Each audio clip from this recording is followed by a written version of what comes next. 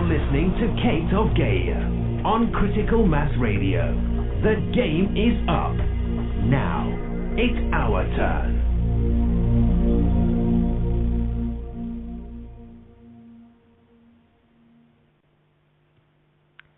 Hello, good evening, everybody. This is Ninja standing in for Kate, who'll be joining us shortly. I don't know if anybody can hear me.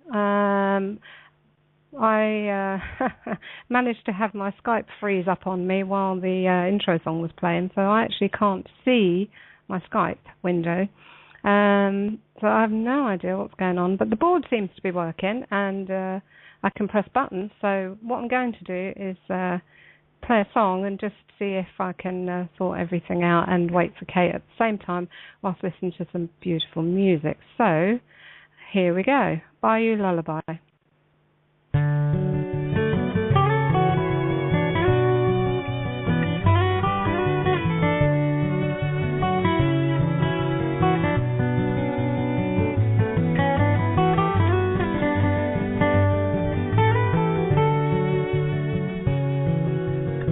Hush now softly, can't you hear? Mockingbird, she must be near. She sings her song, the Bayou Lullaby. Misty morning, lazy sun, broken only by the river run. Mississippi River, take me in your arms. Take me in your arms for just another day.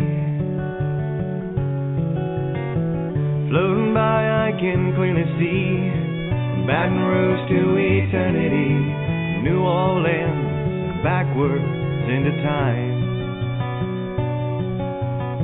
The Delta blues are more than song, broken dreams long lost and gone like a cotton field, laying falling by the wind.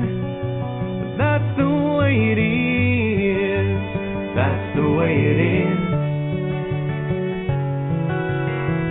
Wouldn't want it any other way. Friendly smiles enough to say, yeah, it'll be alright, and I don't have to worry none. Friendly word on a passing wave that makes southern sense when I'm away, and I'm just glad I'm back where I belong. I'm back where I belong.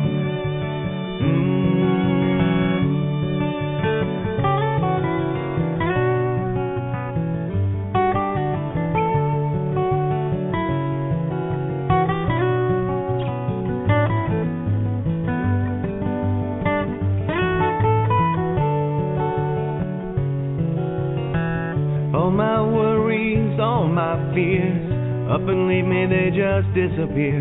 Like so much nothing, so much for taking time. 'Cause on the water or on the shore, this is home and so much more.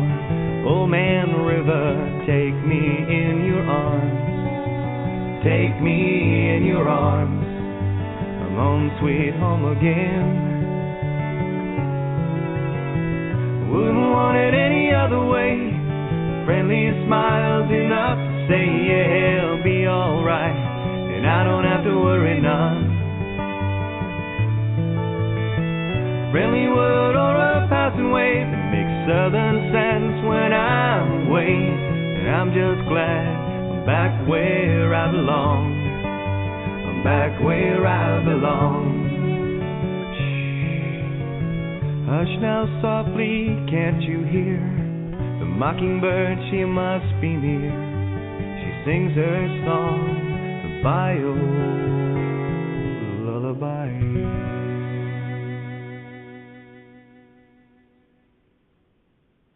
Yes, indeed. Oh, beautiful song. I absolutely love that one. I'll make an announcement while I'm on. Paul and I are going to be doing another show for you all to give Kate a night off on Saturday. So we were having a good chat about this today and a million other things as well. I believe he's on the call. I don't know if he wants to join me just now. If you do, Paul, just put your hand up so I can see you. So we're going to be taking over and spouting off whatever comes out of our faces on Saturday night. It will probably be planned a little bit better than that before we get to that point, but it's only Thursday night after all. Some of you seem to like the last one. What do you say? I don't know. A little bit of truth from the Scots and the so-called Brits, generally speaking. Oh, here we go. Look, he's here. Let me open him up. See. Hey, Paul. How you doing? I can't hear you. Are you unmuted your end? Yeah, I was muted. Sorry, how's you doing? All right. Yeah, we had a really long call today, didn't we? Yeah, that was a good chat. Good chat. Yeah. Yeah. So perhaps we can have a chat about something in the meantime, and maybe not what we want to talk about on Saturday. No. Although it's all very much of the same thing, isn't it? It's all coming down to the same basic truth at the end of the threads and the pathways and the roads. We all come to this point, don't we, where we are today? What do you think? Yeah, if you want to take it a bit phonetically, then if you want to keep it on the phonics, let's break down a little bit of the Quran. Let's dig out the Quran and take a little look at. Let's take a look at Mary. Let's take a look at Mary revealed at Mecca. The very first verse, it says, Kaf ha ya ain sad. Ain sad. As ain in Arabic means all, and in a Kabbalistic sense that would be the Ein Sof. They refer to the God as Ein Sof. So there's a Kabbalistic reference straight away in Mary in the Quran, which is Kaf, which is a Hebrew letter. Kaf meaning open hand. Haya, well, anybody can say what Haya wants to mean. And Ein Sad, Ein Sof. You know, Allah, as I said, means that would be the Aleph word for all. You know, there's a pure Kabbalistic in the Quran there. You know what I'm saying? And a lot of people need to start realising that their books, their religious books, are basically moral stories, moral compasses, but the real hidden allegory for God, if you want to call it God, or finding the bigger picture, is the esoteric information in the books, which is Kabbalah, and it's all to do with the words and the gematria. And there you are, Mary, which would be the Hebrew word, the mem, representing the 13th letter. It would also represent water, because as I said, the three mothers, that would be Aleph, Mem and Shin. So Mary represents Mem, as I said, which is the 13th letter in the Hebrew alphabet. As when you look at Mary, she stands on the earth, just like Malkuth, with 12 stars above her head, representing, as I say, the 13th point in the middle. That would be the centre point. That would be 13 points. So there you are. There's Mary, the 13th letter, represented in the Quran as Kaf Ha Ya Ain Sad, the very first verse. What you just described, Paul, reminds me of what I've heard said recently by Kate, and, well, actually not all that recently, beforehand, although I think it was a couple of, or even last night, about how we're all the zodiac inside, you know, like there's 12 signs of the zodiac, and we get misled, don't we, by believing that, in my case, I'm a Capricorn and that's it, but actually we're all of those. Yeah. And that's just the extra layer, the key on top of the, you know, what is Kate, the game piece, as Kate would call it. Game piece. The extra clue that you come in with is that, okay, this time I came in as a Capricorn, that time I came in as a Taurian or whatever. But actually all 12 signs are relevant to all of us, and we should be, if we're going to study it, and I say if because I don't actually, but if we are going to study that, we need to perhaps apply all the signs to us and see how they give us help along the way. Yeah, well, look at the three wise men, the allegory of the three wise men. They were astrologers. That was astrology they were doing. Do you know what I mean? And that's basically, as you were saying there, means it does come straight back to the astrology. And I don't know if you know this, there's 13 full moons in a year's cycle. Do you know what I mean? So that would suggest that... Yes, that's right. That was just the moon calendar that was... everybody on the land, obviously, would have known, that was through just purely looking at your, day-to-day life and noticing, okay, there's 13 moons in a year. But they changed that, didn't they, when they gave us these other calendars? And I noticed, during the French Revolution, during the French Revolution, then they had a wee bit of playing about with the calendar. They changed the calendar back to a 13-month calendar, I think. Did they? I know they added extra days to the week. Do you know what I mean? That was during the Revolution, but it didn't last very long. I think it lasted for like a year or so, and then they went back to the old ways. Do you know what I mean? Well, that's why it's called a revolution, you see, because it's a full circle turn. I mean, that is, if you remember, when you're my age, you will remember the old record players. You actually had a vinyl, and you had to, put it on, and it went round, and they're called RPM, and it was a 45 RPM or a 33 RPM, and RPM stands for revolutions per minute, because revolutions is a turn, so that record will turn 45 times in a minute. And so when we talk of revolution, especially today, when you're seeing it, we must have a truth revolution, we must have a whatever, and I get so sick to death of that word. Yeah, I don't like the word. It's not progress. It's not progress. It's an illusion of progress. All it does is take you right back. People who spoke about revolutions, when you look at Mao, you could say Mao Zedong, Chairman Mao, he put it kind of straight. He said revolution is a bloody act. Pure and simple. A revolution is a bloody act. You don't want bloody acts. I didn't know that, but there you go, proof again, because this is what they want, you see. The control system loves revolution. They love nothing more, because it gives them the opportunity to allow the people to be under the illusion that something's changed for the better, when actually you'll get a short period of adjustment, and then it's right back where you were, if not worse than where you were. You know yourself, Ninja, it all comes back to the Hegelian Hegelian dialectics of problem, reaction, solution. So when you look at some of these revolutions, you could say it's an orchestrated reaction for their solution. Do you know what I mean? Especially when you look at some revolutions, what have happened. When you look at the French Revolution with the Robespierrean hats, the Smurfs wear them. That's all to do with mushroom cults and stuff like that, Which is another interesting thing. Yeah, citizen Robespierre. Yeah, they were all citizens, weren't they? Oh, you have to laugh, don't you? Really? I had a laugh with an American. This was a while back. I was speaking to an American and he was saying, use British, use our subjects. We've got the right to bear arms, so that makes us citizens. And I said to him, well, you've got the right to bear arms, mate, but you're still really a subject. You're just a subject with a gun. It's all illusion. Yeah. I said this. Hegelian dialectics to keep us polarised now.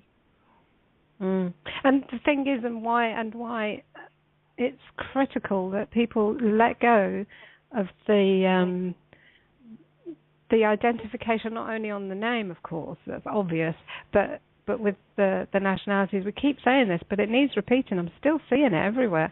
And the notion that there's a border somewhere that says your country's called that one and my country's called this one, and I'm a whatever, American or a French or whatever the hell. And this is revolution. That's revolution talking. That's nonsense. Yeah, when we want real change, we must stop using that kind of dialogue. That kind of dialogue is not change, that's just revolution. And you will find yourself, maybe not your generation, it might be your kids will right back beforehand, where they were. And it will all look different. It will have different names and labels, and it will have different people standing there saying, I'm representing you in the parliament or in the whatever government. But, no. No, you look at that. You look at Plato's, like Plato Plato's The Republic, and that was basically just governance. It was, and only one out of them all that kind of made any sense really is anarchy, because when you look at it, you could say it's communal. It's a bit communal. Do you know what I mean? But there you get back to communism, and people think, communism, and that's another dialect. When you look at communism, who really invented communism? Karl Marx? No, that was the Masons.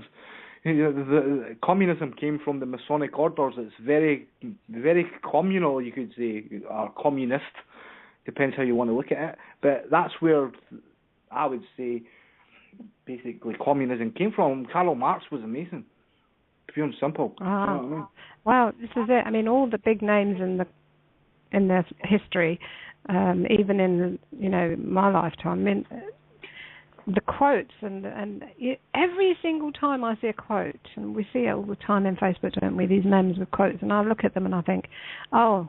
And then you read it, and then you can take another layer off and another layer off, and suddenly you realise this is misinformation, this is disinformation, this is bollocks I'm reading here. What's going on?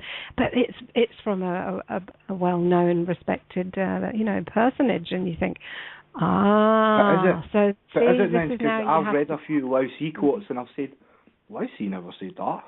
You know what I'm saying? I've read the I teaching or the Tao teaching. I can't even remember Lao Tzu saying that.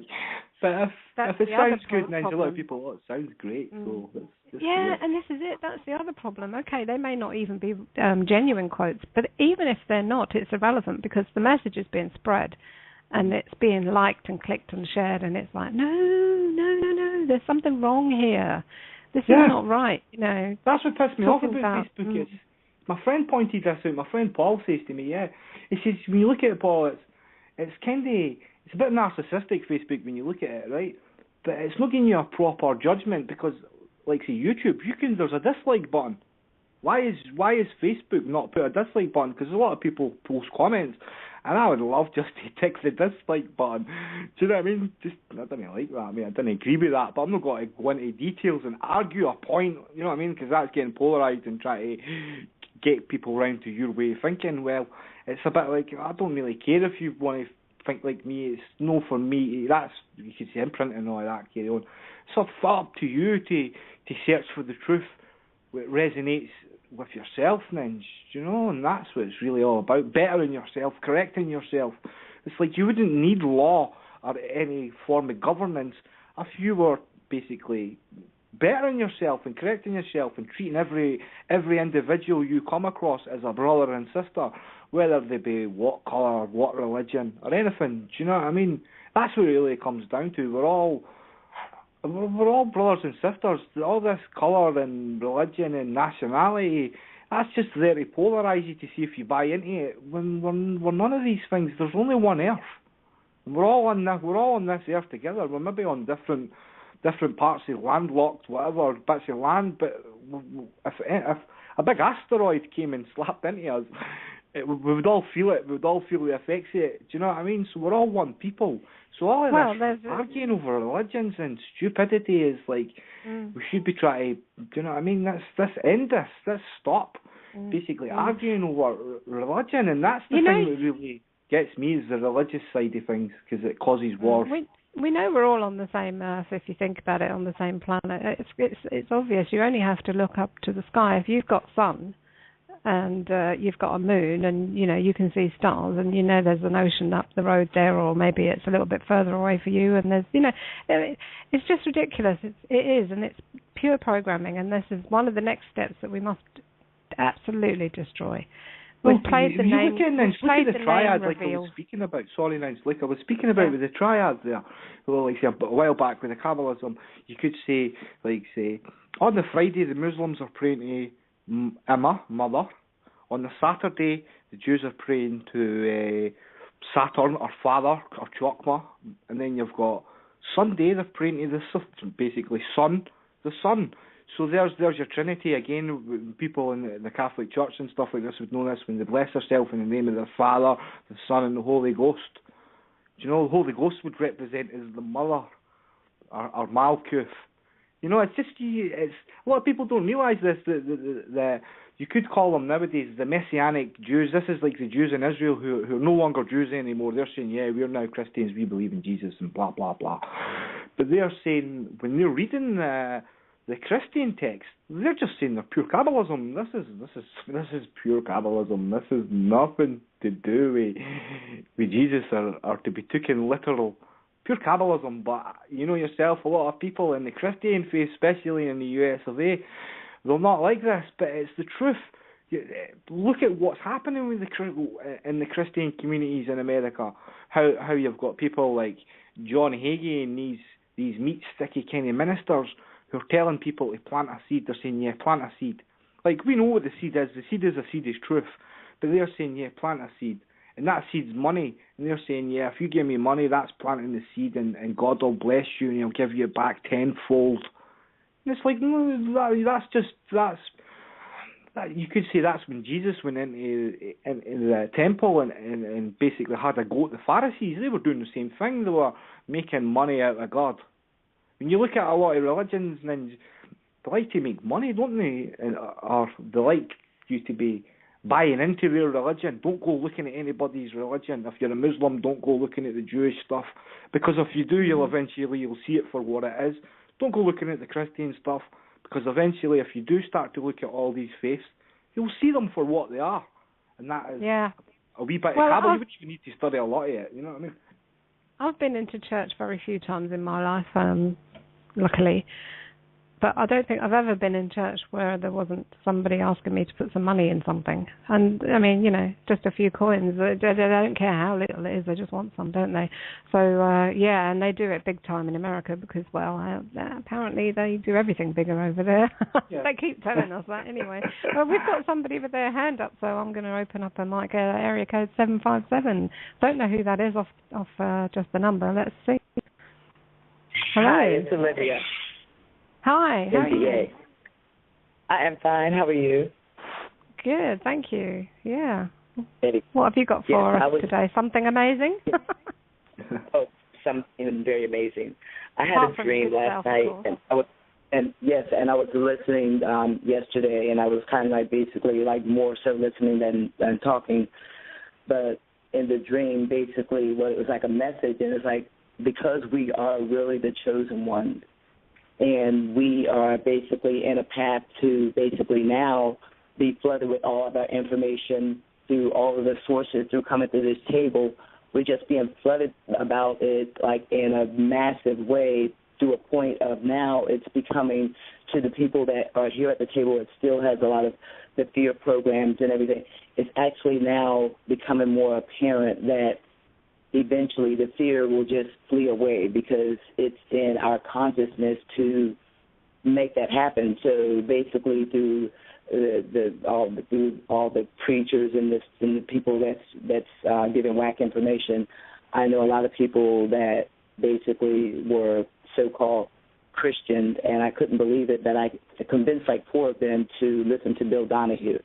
And it's really basically, I'm not going to say it really drastically, it's doing something, but it's actually making them wake up because they're asking me questions like someone that is awake. And so through our consciousness and spreading all of the things that we need to spread, because we are the chosen ones to do that, and we are still walking this walk and getting all of our information through our ancestry, through our energy being flowing through each other. It's just so amazing to me because the dream was like basically just saying over and over, we are the chosen ones, and that is what is so fantastic. It's amazing. Everyone at this table is so brilliant. I mean, everyone is like extremely, to me, so brilliant, and I love it. Oh, Olivia, thanks for sharing. That's wonderful. And what you said is we're the chosen ones. Well, we chose ourselves, didn't we? 7.5 billion chosen ones on Earth right now. Yeah, exactly so. I mean, this is it. Those expressions, we need to define those as well in the light of this truth that we've chosen ourselves. Everything we do is from within.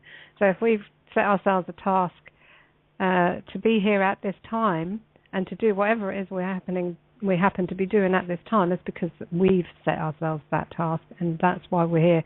Nothing on the external. It may appear to be that way, but we have to try to remind ourselves that it isn't. But, yeah, thanks for that, Olivia. Yes. And so you've managed to you've managed to put some friends onto Bill Donahue's information, and they've found some truth there. Yes. Oh, yes.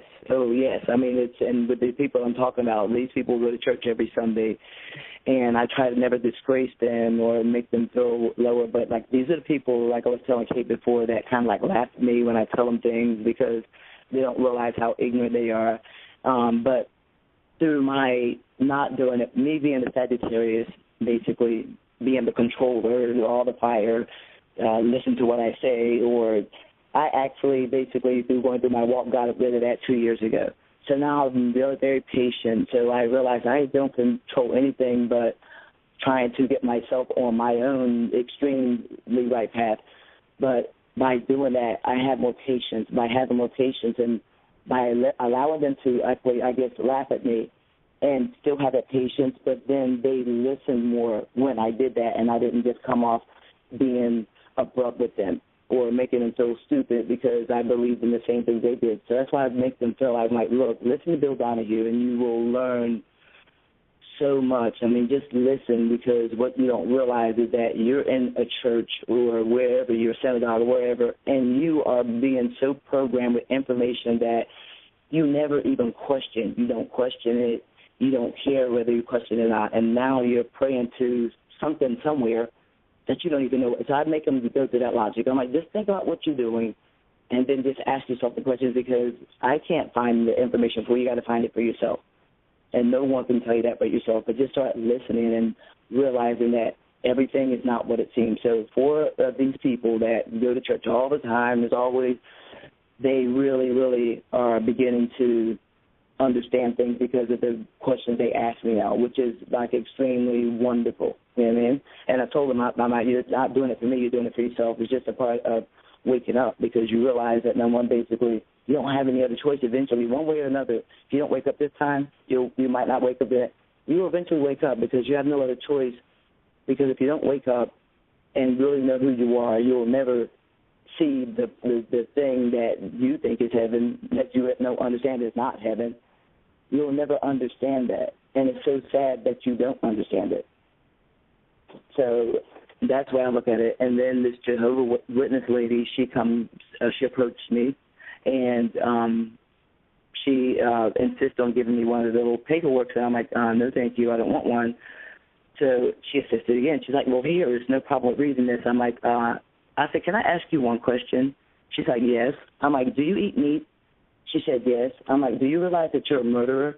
And so she was like really stunned when she looked at me like that. And I'm like, okay, so you're giving me information, and it's related to what? So she told me this whole thing. I'm like, okay, let's stop there. Everything that you're telling me is someone else's information. So to me, basically, that doesn't even have anything that would make me inspired to listen to you, because it's not even your information. If it was something that you wanted to share with me personally from your spirit to mine, I would listen. But this, I don't want to listen, because I don't believe in nothing about religion. So right after I told her that, believe it or not, and there was another lady with her, and she looks around, she tells me, she's like, well, can you please tell me how you stopped eating meat? that was the only thing. I mean, she was like stunned that I told her that. I think like the answer to that is just didn't eat it after I decided not to eat it. It's not a case of how do you stop eating meat, is it really? Yeah, that's funny. So we have the power. We have the power in ourselves to basically be here at this table to help each other to grow, but through our energy sources, through saving the ones that we love, our family members that are not awakened, then it's going to happen anyway. I don't have any other choice, because we have the power to do anything here that we want, and what it is that we're looking for, we've already found it, and it's just waiting to reveal itself. You know what I mean? It really is, and it's going to spring out, and it's going to come out in such a beautiful way, because I feel it, and it's so awesome. Oh, yeah. And I'm not personally on a mission to wake anybody up anymore. I tried that and didn't work, so I stopped with that. But what we do is put the information there where people can find it. When people come to us or cross our path for a conversation, that's different. Then we can plant the seeds and have these conversations. But just for my own personal position at the moment, waking anyone up is not my mission. Right. And, it's just a waste of energy, because they're either going to wake up or they're not. And when they do, they know where I am. Exactly. So much to do, but yeah. Yeah, so that's wonderful, really, because that woman who you weren't actually speaking with, she was ready to hear that one thing about, somebody's not eating me. Oh, maybe that's something for me. This is all you do, isn't it? It's as we have conversation, we're just imparting our own positions in any given moment of now, because it's constantly changing, and when you come across somebody, you've met them for a reason, no doubt, whatever it is, even if it's just an eye contact or a smile. And if it's a conversation, there's going to be some seeds planted. And it may be that they go away and you never see them ever again, but something's changed for you and for them, probably. This is all we need to do. I don't think this is a stressful position to be in. I hope that the people who are walking, their own path one way or another, that come across this information, don't suddenly start to become stressed out. Oh, I've got to do this with it, and I've got to wake up that person with it, and I've got. No, that's a waste of. It really is a waste of my energy. It's a waste of my energy, and I will not do that anymore at all. Personal journey. It's always a personal journey.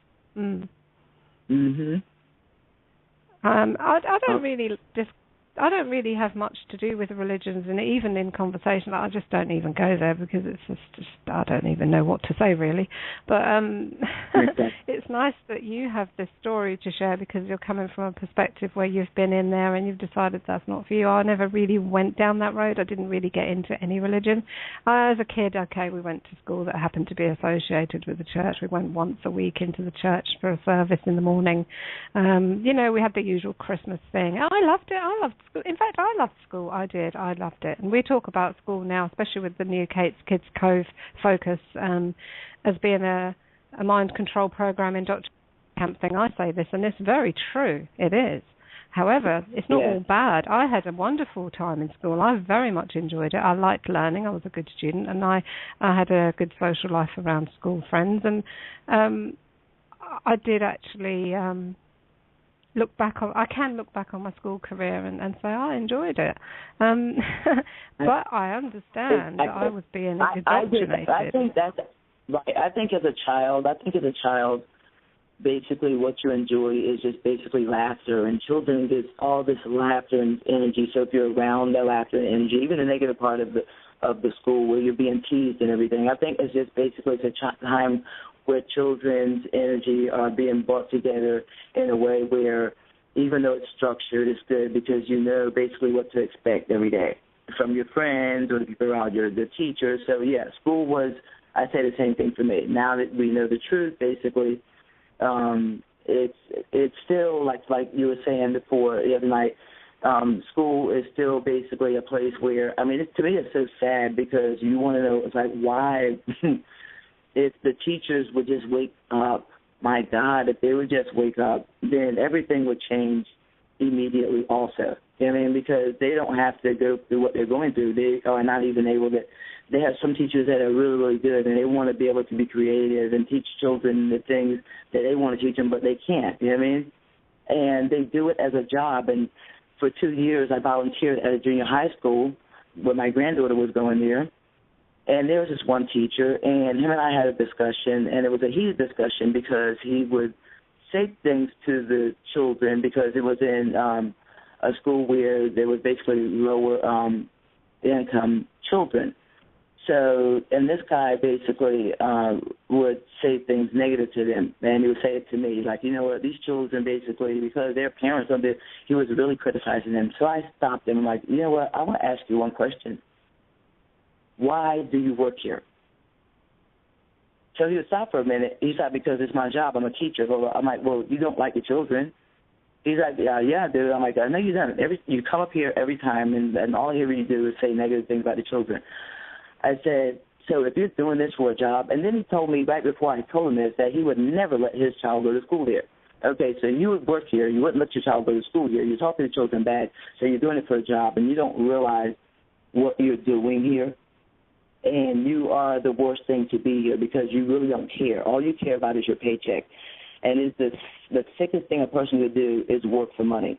Because if you're working just for money, then basically you don't have any passion into doing anything in your life but being a loser. That makes money as far as I'm concerned. So education doesn't mean anything to me because what I also realized is by giving anyone a title at this point, whether it be my children, is actually basically what keeps us trapped also. Because giving them the title isn't beginning the story, and the story has to continue, and you have those expectations of them, they have these expectations of you.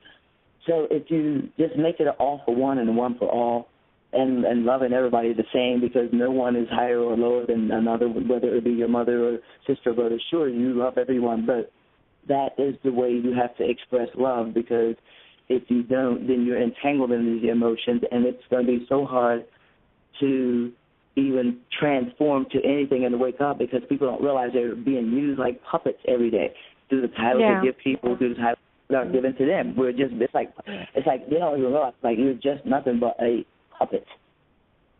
Well, the thing is, teachers are the most indoctrinated of all, because they spend their whole lives in school. They have their initial education, same as everybody else, and then they go on to further education, like many professions, but then, they're at teacher training college, and then they're straight back into school. So, of course, when do they actually go out into the real world? I'm not sure. I mean, I'm not disrespecting teachers. I've got some beautiful friends who are teachers. Right at this table, we have teachers that are coming here and trying to help figure out how we can move forward for the children, to help them to open this up. So, but it did occur to me some time ago, somebody said to me, do you realise teachers are in school their whole lives? Oh, my God. They are, aren't they? Yeah. That's interesting to me.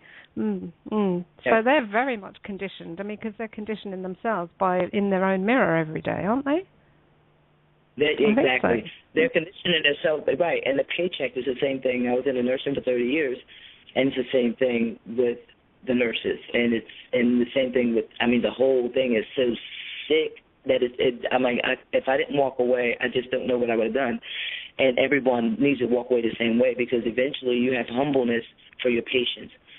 But then year after year, you see what they are doing to themselves. So now, because you are in this ego program and this fear program, you're starting to blame them for their own illness. So you're just going there for a job too, and every time you see them, they're just making you sick. And it's like, why do you have this job? Because you're so ineffective for your own life. It's just so sick that money is the cause of everything. So that's why school had to begin. Okay, children, you go to school, because when you get older, you're going to be able to go to college, or you're ready to get a good job, make more money. That's the whole damn game. It's like the reward of life, to make it the best it can be, is to be rich, wealthy, and have money. And it's so I'm a shocking failure in that case. Then I've achieved absolutely nothing, because I ain't got a pot to piss in. But I'm happy, So there you are. And I didn't really buy into the whole further education thing. But point is, we understand this now, so that's good, because when we've woken up to. We've woken up to the medical industry as a big scam. We've woken up to the education industry as a big scam. We've woken up to the political industry as a big scam. Everything's a big scam. The whole lot is one big scam. Law enforcement? Are you kidding me? Military? You've got to be joking. Who the hell invented that notion of, create a border that doesn't exist, and then we can have two armies fighting each other? It's genius. They're genius who put all this together. But we're onto it now, and all we do is simply not participate, or we change it from within. We change it from within. This is what I said just a moment ago. We've got teachers at this table. They're changing this from within. Baby steps. It's very difficult when you're on the inside and you want to make some changes, and you're awakened and you're aware of this information, and then you start to discover who you are in yourself. Once you start breaking the programming down, it's a wonderful thing. And we want teachers. We want people who not that kind you were talking about. We don't want them. They can fuck off. But the ones who love children, who want to teach, who have a good heart, we want them to stay in the system of schooling per se, not system school, but we want them to be available to children, to come to for mentoring, for guidance, for helping to learn the things the children want to learn. Because, maybe the parent doesn't have that ability to homeschool. Maybe they don't want to homeschool. Maybe they're busy farming. God knows, I don't know what. But we need all the options open. And so we don't want to say, look, all teachers need to quit. No, I don't think they do. I think they need to maybe just reinvent a new way, which is where we're already well on the way to doing, actually. So Oh, by the way, we have just in case somebody may not have noticed yet, we've developed into a new arena here for children, and it's called Kate's or Cartes, rather, Kids Cove, all 3 Ks, KKK. Yeah, we're reclaiming the KKK. Whoever had it before doesn't need it anymore. Yeah. And, you know, if anybody just Googles Kate's or Cartes, however you prefer to say it, Kids Cove, you will find a YouTube channel. You'll find, you may find the WordPress site. I'm not quite sure how active and up and running it is just yet. We've also got a forum which we're testing out. It's all coming together rapid fire. We're producing our own videos in-house, and we're collecting suitable and appropriate videos together to put on a playlist for children to explore. And we've already got one of those together, and that's the Bill Donahue Zodiac series. So the children can discover their zodiac sign according to Bill Donahue. Ha ha ha. So just check it out, everybody. Just check it out. Just go crazy in Google. We've got a Facebook page as well. Kate or Cartes Kids Cove, KKK. So the point is, look, we know we're here, we're adults. Please bring your children, bring your grandchildren, bring your cousins, your nephews, your nieces, the whole lot. Bring them to these platforms, bring them to these places where they can connect with each other. And as we get more and more updates, I will be obviously announcing them everywhere. So, you know, we've got people coming forward with the most beautiful offers of their time, their ideas, their creativity. You know, it's exploding. So, yeah, just want to make sure that everybody hears about this. And so we will be regularly announcing and updating on that one. Sorry, Olivia, what were you going to say, dear? No, that was wonderful. What I was going to say is that, as I was speaking before, the way Gandhi had the most beautiful way to make a change. The most beautiful way, you just basically meditate and stop. I mean, and basically, I just wish that everybody could realize that we can stop it in a second, all of it. All you have to do is just pay attention to yourself and stop for a minute and stop thinking it's all about, if people only realize that things that basically, whether you have them or you don't have them, change anything. The only thing that changes it is basically the fear of making you think that, oh my God, what would somebody? And I tell everybody that if you lose everything you had, and basically you know you couldn't get it back, would you worry more if like no one knew you and you lost it all and you would not worry about it? But because somebody knows you, that is what the makes you so stupid, because that's what you're going to worry about. You know what I mean? You're going to worry about what they think, not realizing that someone basically, this is a trap, it's Pandora's box, and basically Pandora's box will make you work forever and you're never going to win. It's like once you get to the end, you're never going to win this game. You just fall over, and that's it. So the next one falls over, and that's just what happens. It's like going on a rolling belt that goes over and over and over. But if you just stop and just have silence and think in yourself and stop doing it for the motion of things, because that's all it is, then you would change in a second. You know what I mean? That's all that people need to do, is just stop and think about yourself.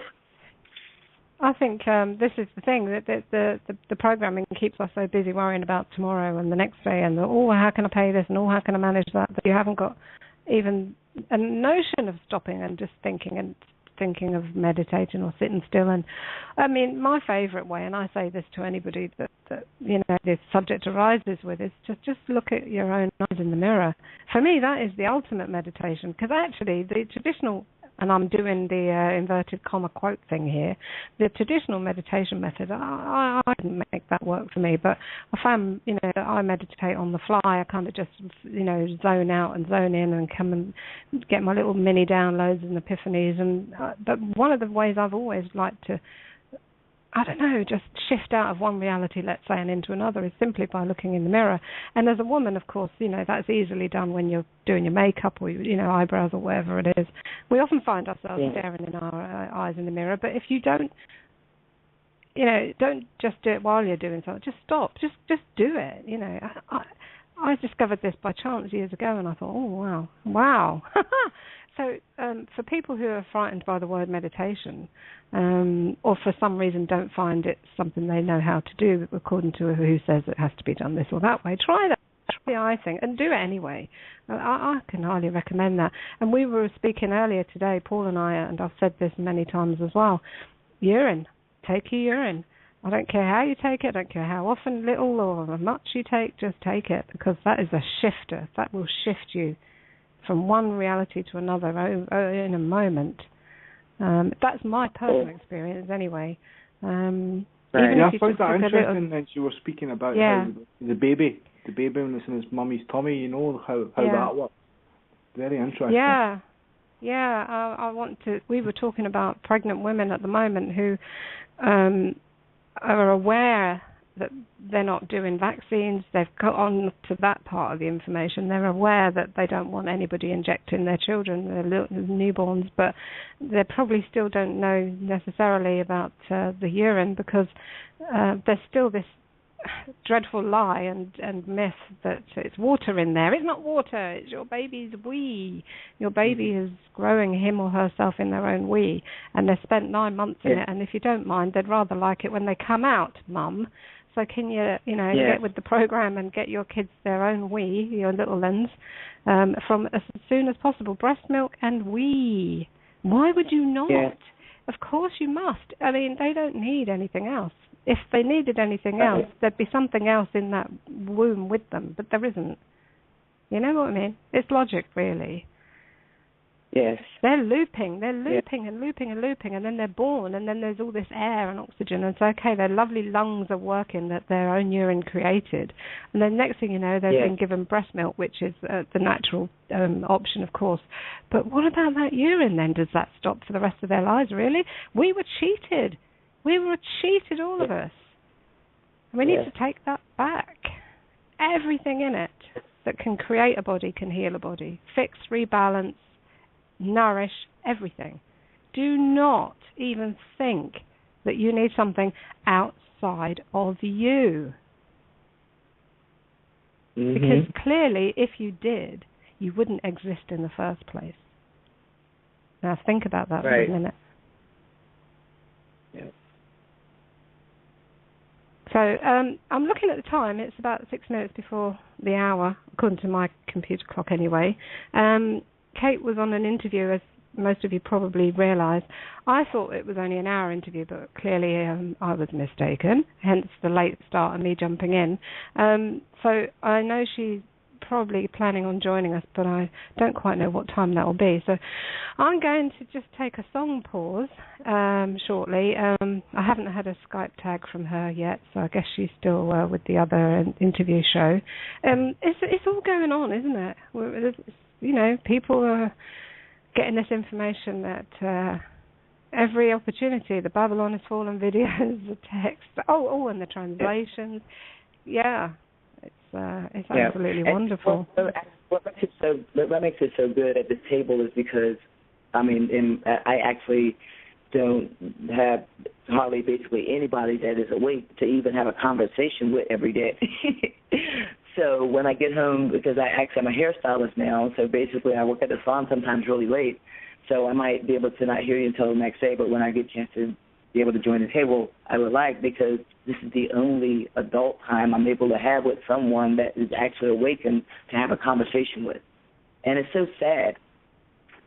But it's happy too, isn't it? Because here we are having this conversation about you needing her conversation.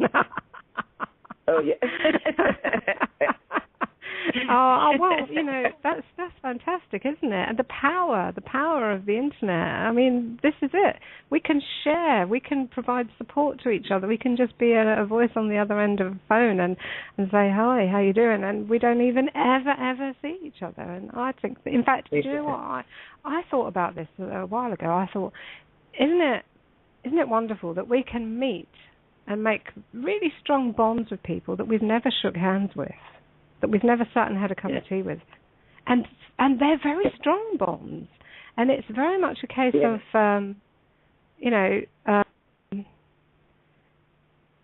the bond being maybe stronger because we're not got the physical stuff getting in the way. Because the physical isn't the reality. The physical is the mirror. The spiritual is the reality. So when we're having these connections with each other across the miles and across the internet, using this technology that's replacing our own telepathy, because that's not quite functioning just yet, apparently. Some of us have it already on boiling up. we're connecting at the point that really matters, the non-physical point. And so we can feel each other and we can really share and have wonderful connections that are probably deeper than the physical ones in some ways. Well, I can tell you about that. I can tell you, this is one man. I was just on the other call with that Kate was on, and I can feel everyone's presence, and I feel everyone's energy, and the call was just beautiful. It was gorgeous. There was so much connection there, and through my perception and the way I see things is that. And I agree totally with what was being said just a minute ago, that we are all connecting, and it is, to me, it's way deeper than the physical, for sure. So I just wanted to share that little tidbit.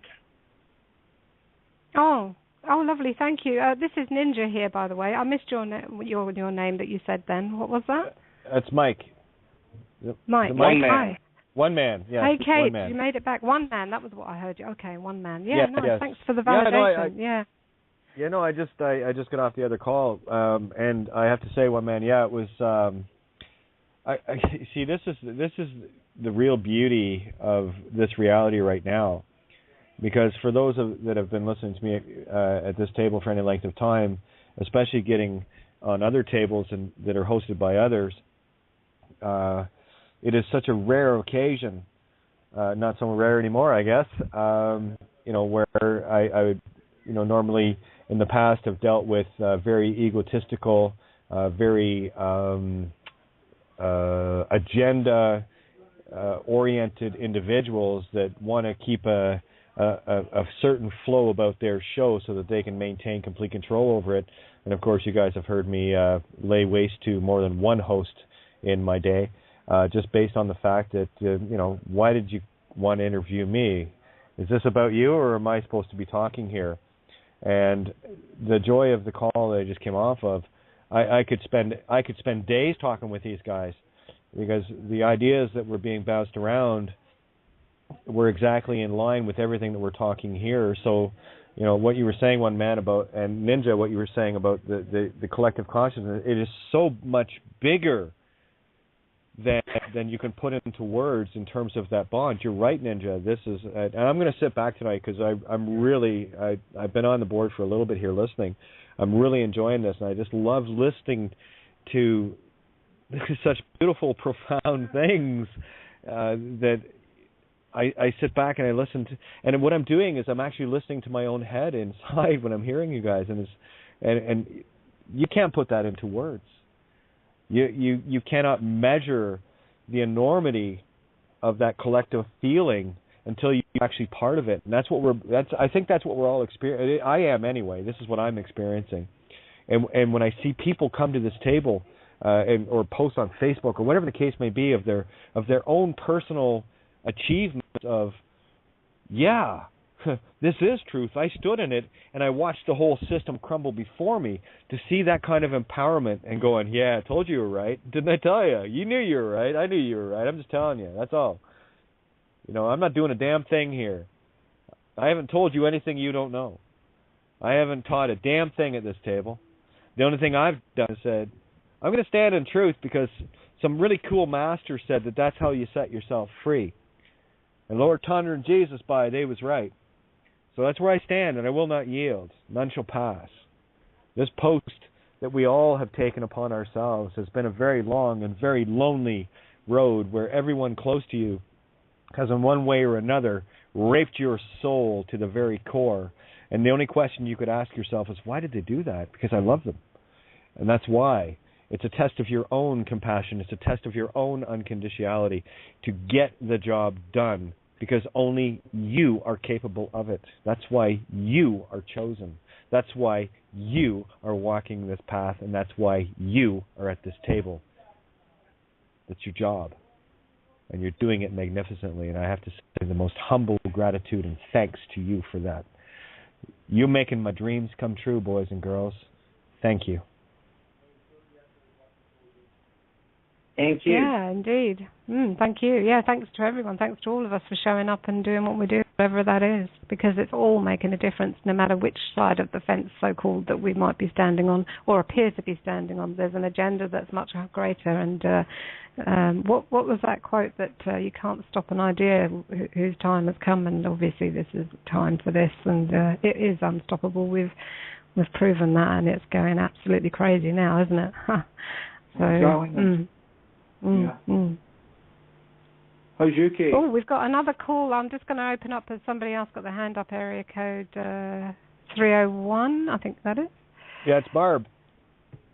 Okay. See if she's at bingo. I'll see if she's at the bingo. Yeah. See if she's flapping her bingo wings. What a happy table. Well, let's make sure we'll bring Barb in if she's not playing bingo tonight. You know, I mean, seriously, guys, we're changing the world and we're talking about bingo. Cosmic joke. Are you having fun yet? I'm having a blast. This is hilarious. Kind of funny in Britain, Kate, they call it Mecca bingo. Yeah, get it a cue. That's true. Play bingo. That's true. Mecca bingo, yeah. Do you know what? It's funny. I used to go to the bingo with my mum. She used to call it the church. She didn't go to church, but she went to the fucking bingo. And she went so often. She said, "I'm off to church. I'll see you later. I hope I have a win." And then I started going with her for a few months. Oh my, it's so much fun. It really is.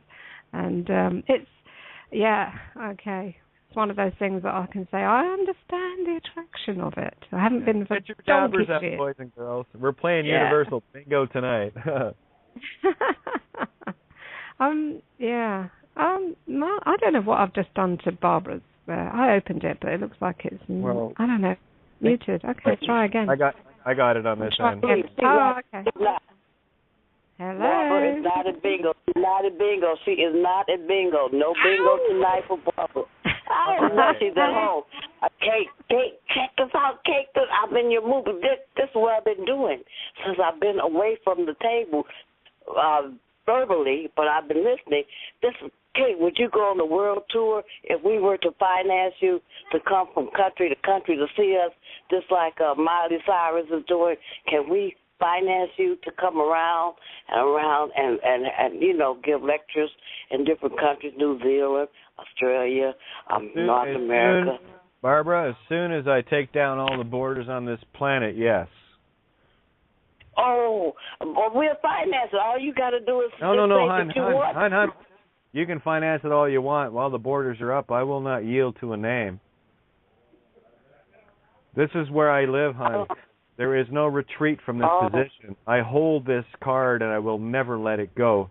The only time I move from one place to another, I've got to actually call up the consulates and start giving them a hell of a good time to start tearing the stuff down. But while the borders exist, every man and woman on this planet is enslaved. We take the borders down.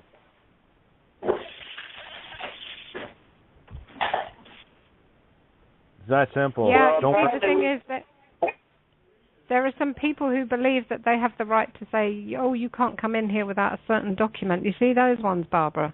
Those ones.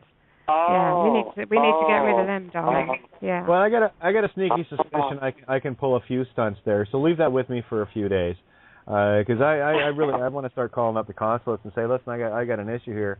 I will not accept or take any form of a legal name, and you are under obligation to every being on this planet. So you better get your Goonies well up to speed on who I am." You know, that's how I got the emergency passport before. I would not get into contract, and when I did get the passport, it was on my terms, on the strict conditions that I am not the legal name, and that I'm only using this to pass through and get past their Goonies in safety. And I got to tell you, it was I've never been through customs so fast in my life. So I think it's time to start seeing that big pot again on a world scale. Yeah, I'm with you on that one, Kate. I actually have an expired passport, which I haven't even seen for so long, I don't know, but it expired in 2010. So, if I wanted to take a flight or anything like that, I'd have the same issue. So I have no plans to do that, but same issue. So, yeah, we can rip them a new one and see how they like it. I'm behind you on that. Not only that, it's any. I mean, whoever wants to hear Kate. I mean, it's easy to do what we're doing. I mean, there's Facebook, there's Skype. I mean, all over the world. So you don't have to necessarily go to them. They should be coming to us. Yeah, it's funny you mentioned that because I was talking around yesterday with Mary, and I found it was incredibly interesting in that a lot of times people wanted to meet me, but it was up to me to get to them. And here I am traveling with no ID, nothing, and a complete target of the system, working at the convenience of others, which I thought was quite funny. Whatever happened to you coming to me, or why is it my problem? But that's okay. I'll go out and do it anyway. I just thought it was always kind of, isn't that backwards, I think? Yeah, it is. It's all good, though. It's all good. Hey, Kate, I'm going to jump in here. I wasn't even going to jump in again tonight, but you're talking my language here. The past couple of days, I've been thinking about this, and I'm like, you know what? I'm going to take a cruise. I'm actually going to come up there. I was thinking of getting a bunch of people, right? I'm listening to the 99 Balloons again, right? I'm like off the charts with a couple other songs too, but I'm saying, you know what? I'm in that zone, right? I'm like, why don't we get a bunch of people, group together, we'll meet, pick a designated spot somewhere around Detroit, right, in that area, and make our way to the borders. I have no issues there. I mean, getting to Windsor or getting to Niagara Falls is not an issue for me. But I have another very close friend of mine that has played this game many times, and I was actually contemplating calling him and saying, hey, you want to take a run for the border and have some fun with these wankers? And really? I know he will, and that's why I get along with Mike. Mike and I get along great that way because we're both pains in the asses, and we both like taking a run at shit just for fun. Absolutely. I was thinking of maybe doing it July, maybe the summer solstice, like June. I'm thinking more like July. I'm going to do it. So whether or not anybody wants to get on board, and I'm just going to completely open up and not even worry about or think about getting through, in the sense that I just know. I just know, and that's what I was thinking of, me making my way up and going to where you're at and breaking down that barrier. Well, sure, absolutely. And Richie, anyone that wants to get within striking range of me, be damn sure I'm going to make all the efforts required to make sure that we have a hell of a good time. And there's nothing I love more than to physically meet people that have so few in terms of the people I've met worldwide. So few I've been able to meet, and what a glorious feeling it is to sit down with people and in the flesh and kind of go, hey, look, we're all real. How cool is that, kind of thing? It's really neat. Yeah, you can touch me up there. But yeah, probably wouldn't have much to say. I'm not a good conversationist. I mean, our conversation probably lasts about 5 minutes, Kate. Oh, come on, Ricky. Jesus, I gotta get, most nights I gotta get a muzzle for you. What are you talking about? Come on.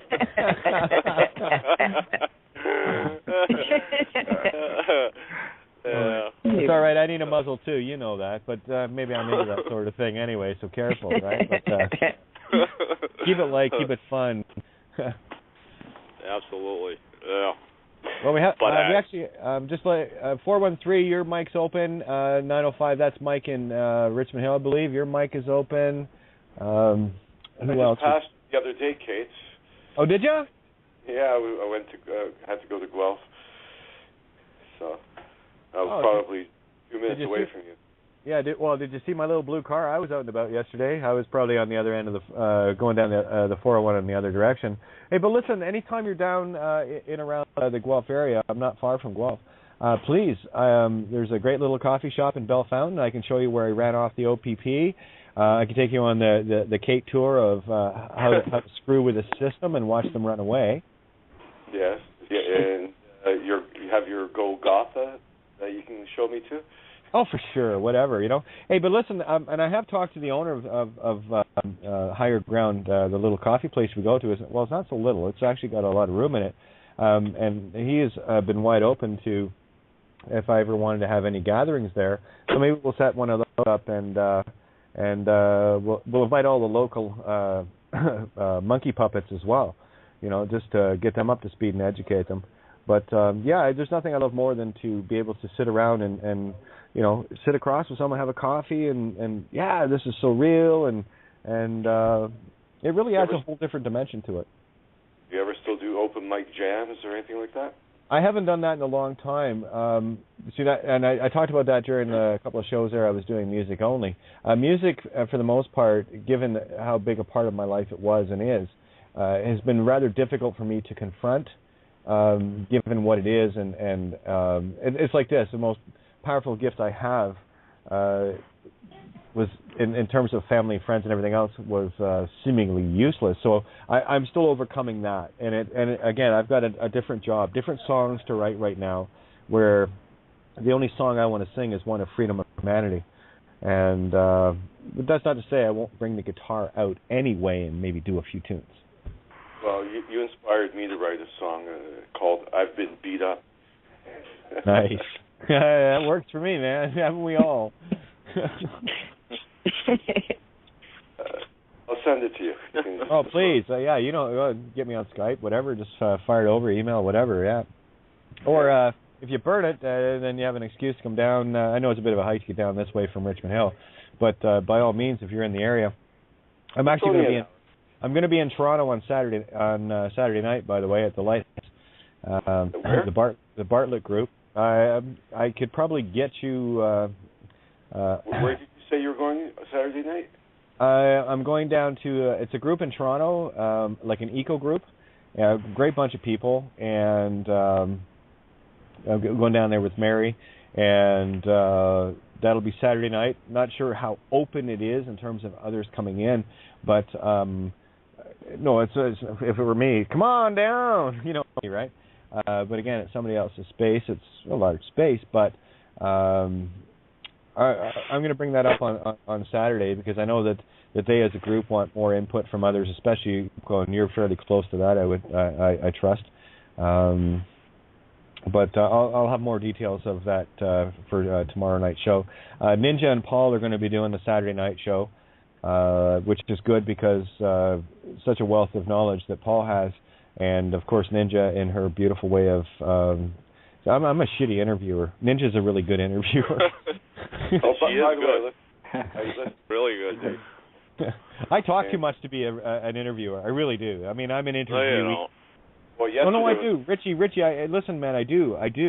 You see, there's a difference between I can be a cordial host and sit back and let someone talk. But I'll tell you, if it was someone coming in with the old fear porn paradigm, they're not going to get a word in sideways, and I'm going to end up blowing them off the call anyway. So, like I said, I make a better interview than an interviewer. I'll leave that kind of finesse to people like Ninja and others. I'm way too much of a mouthy bitch for that. That's interesting. That's interesting. You said that. Somebody said that. I think it was Orion Nebula on Facebook said that after the last show, and I didn't realise I had interviewed Paul. I thought we were having a chat. So I that was news to me because I'd never done an interview before. Well, it was a chat, but it was done in the interview motif without it feeling like an interview. That's what makes a good interviewer because it doesn't feel like one. Yeah. Me, it's an interview. Okay, so take your laurels that I'm handing you, because I know my strengths, and mine is just being in the loudmouth, mouthiest tranny bitch you can find. That's my gift, and this is what I do. And I'm okay with me. I'm comfortable with that. I know what I'm capable of, and I also know what the talents of others are that are in lieu of interviews and stuff like that. Others that are far better than I'm like I said, I haven't spent much of my life interviewing. I've been interviewed my whole life, musically, etc. So this whole being or wanting to interview others has always been alien to me. So no, the credit where credit's due, of course, in terms of talent. That's not my particular silly human or spirit trick. Okay, I got little bits of it, but I can ride a BMX bike too. But I'm not going to be able to flip it head over heels like some of these kids can do. You know what I'm saying? So I'm not saying I have limitations. What I do have are gifts in other areas that I am focused on, and that's where I'm going to stay. That's where I live. That's And that's, I got to tell everybody, that's exactly where you need to be. Find your strengths, find your talents, be there. That's your heart, baby. Get in your heart zone and just do your thing. You're fucking magical. Oh, so powerful. And I'm just in awe more and more every day as I watch everything and everyone around me just come to life. It's just amazing. Woohoo! Absolutely. Pure consciousness is powerful. Powerful. Totally. Lynn jumped in here, and we got area code 215 as well. So please, guys, if you haven't talked, I'm not going to go past 9 o'clock here. So I'm running 2.25 hours talking now as it is. I started at 6, remember? So 215. Yeah, who we got? 215 is Lotus. Hey, how you doing? I'm doing good. I had to use the cell phone today. You what? I'm using the cell phone today. That's how come I'm not on the on Skype. Oh, okay, yeah, because that sounds like Lotus. What the hell are you doing calling on the phone? But that's good. It's awesome. Good to have you. Yeah, I didn't realize that I have the old Skype on my computer, and it's a Windows, and I have an Apple computer. So now I'm going to have to switch it over. But that won't be any problem. So I figured I'd just go ahead on and call in. Perfect. Yeah. So, what I wanted to say when you were talking about the people at the table and so forth and so on, it's like one of those things when we're all journeying down our paths and, we get to certain areas and we know that at some point in time we're going to stumble, but that's our stepping stone to get to that next level of waking up and so forth and so on. And then it's like when you finally get to a point and you're like really stuck and you're like saying, okay, I know there's something more, but I'm just not sure.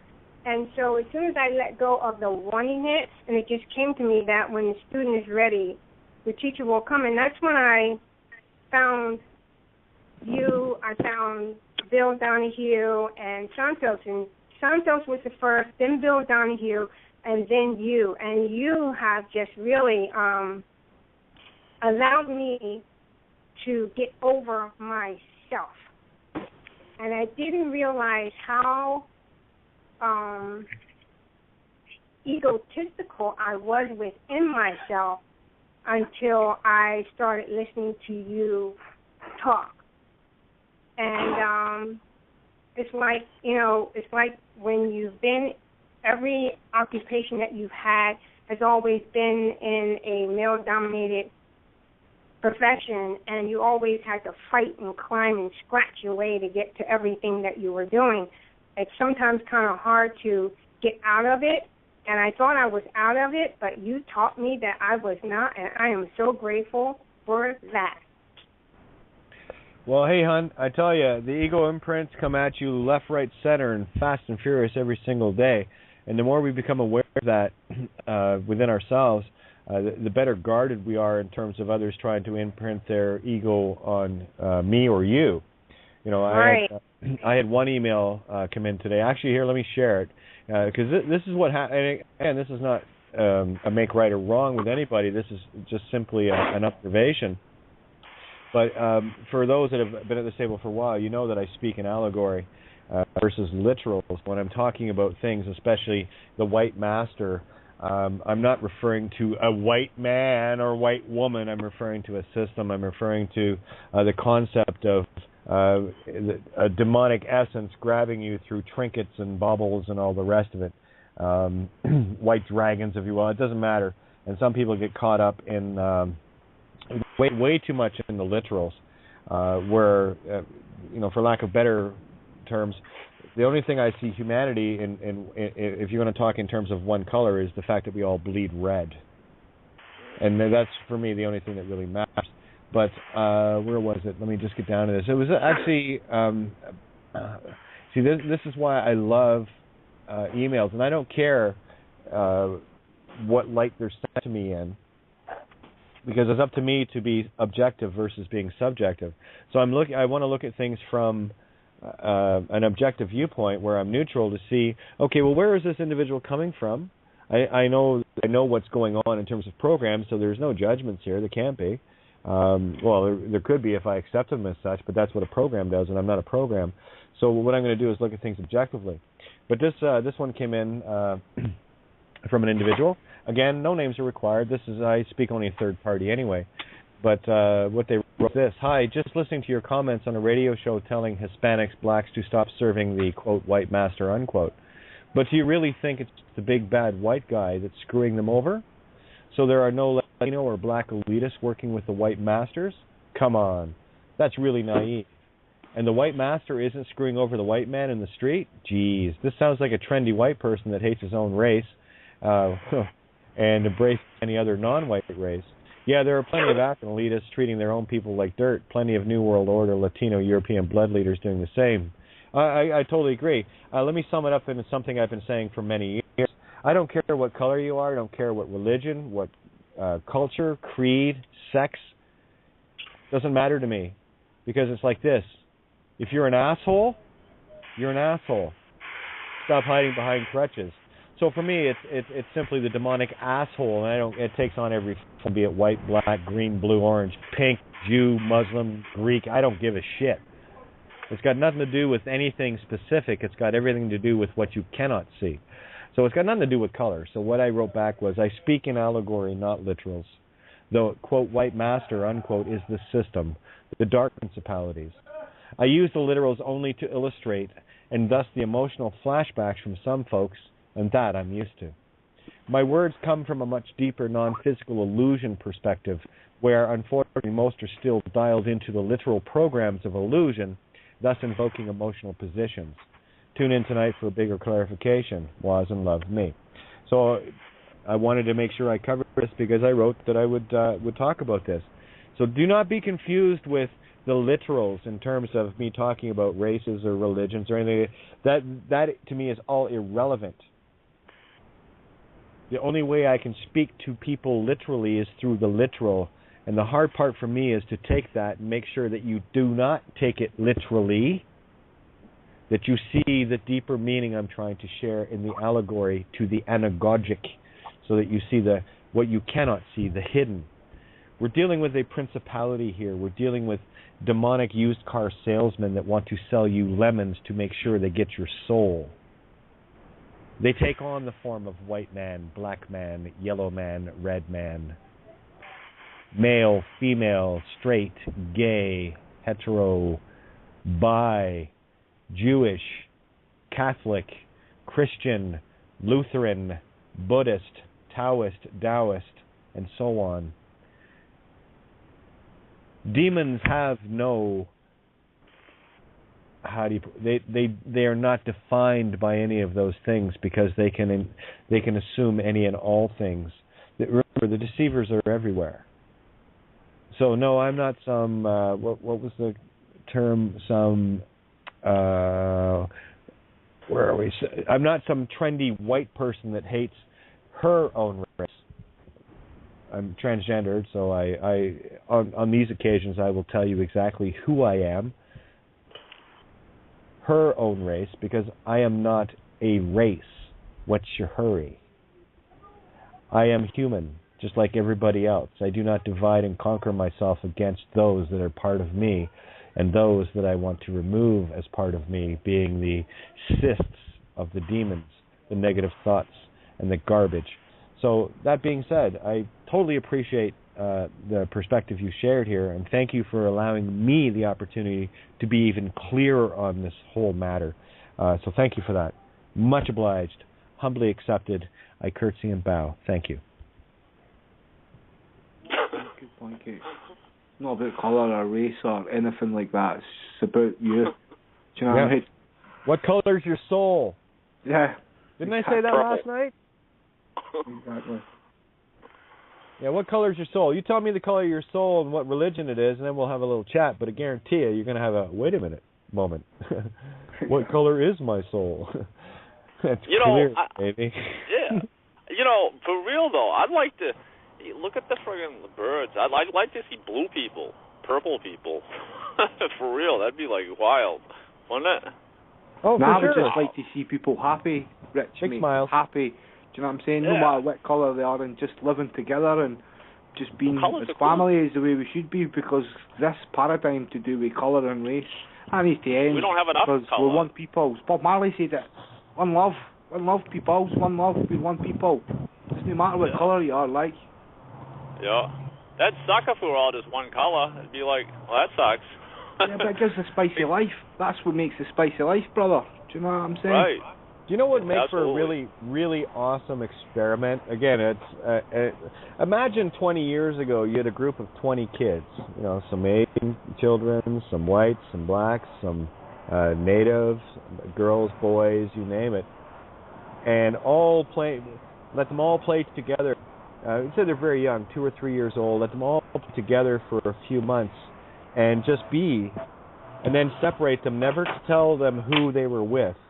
And then come back 20 years later to see where they are in their life, and then bring that same group together and show them how they played together as children. And where do you see all of the stigmas and the programs that have been thrust into them because of the canvas that got painted for them get totally obliterated? Could you imagine some of these kids being in elitist groups, pro their own race or pro their own religion or whatever, and absolutely against others, only to find out that some of their best friends that they met as children growing up were exactly the ones that they were proclaiming to hate? Would that not be a great eye-opener for them? It was. Yeah. It totally was. That's why I perceived as I perceived. Because it was the way I saw it. I have to say, it's a nice flip from yesterday's show. Mm-hmm. Isn't it? Well, yeah. Sometimes I just I had to get that out of my system for tonight's show. But by the way, Darren, I got to say the two gentlemen that I had the honor of sitting in with really did a pristine job of getting the truth out there. And I'll sit with these guys anytime at any table and bounce the ideas around. I mean, it was really no different than sitting at this table. It was awesome. I think anyone that was tuned in probably got that vibe as well. Yeah, I just got in, so missed everything. What show was that? I did actually from 6 to almost 8 o'clock with Evolve Quest Radio on Blog Talk. I was asked earlier in the week, Jack had texted me to see if I wanted to come on with him for Evolve Quest, and of course, you know me, right? Glutton for yapping, and especially if someone asked me to come on as an interview, that's awesome for me. And it was just a beautiful experience, and we were able to share, which for some shows that I've done in the past with other hosts, I wasn't able to, and I ended up having to tear a strip out of them for being the egotistical, arrogant bastards that they were, and that if they're going to have someone on to be interviewed, maybe they should just let them be interviewed, maybe let them speak. But it was beautiful with these guys. And I'll sit on Evolve Quest any day of the week, and I just see our family of not only individuals, but of other stations and other groups finally coming to a collective togetherness. And boy, is it getting powerful. Woo! I felt nothing but expansion today. Nothing but it. That's awesome. And that's on Critical Mass. I'll watch that. 6 to 8. It wasn't on Critical Mass. It was Evolve Quest. And on another note of woohoo-ness, Borean got his computer today. Yeah. All right. Woohoo! Sent me a photograph of it and everything. It was awesome. That's awesome, man. It'll be quicker to kick things off of Facebook pages and stuff. It'd be awesome. Well, yeah, and now and there was I signed him a little money as well to get printer stuff and paper and whatever. And we now have the new Spanish translation, or the Smi-Tranny as I'm calling it. And he has large Hispanic groups around him. I mean, guys, the Hispanics we're talking between 700-800 million people on the planet. That's a huge chunk of humanity. So for anyone to underestimate the power of that Spanish this is the power of the translators, guys. You are the co-creators of co-creation. When you take these concepts and put them into a language that, one, I do not know or speak fluently. I got a few words here and there.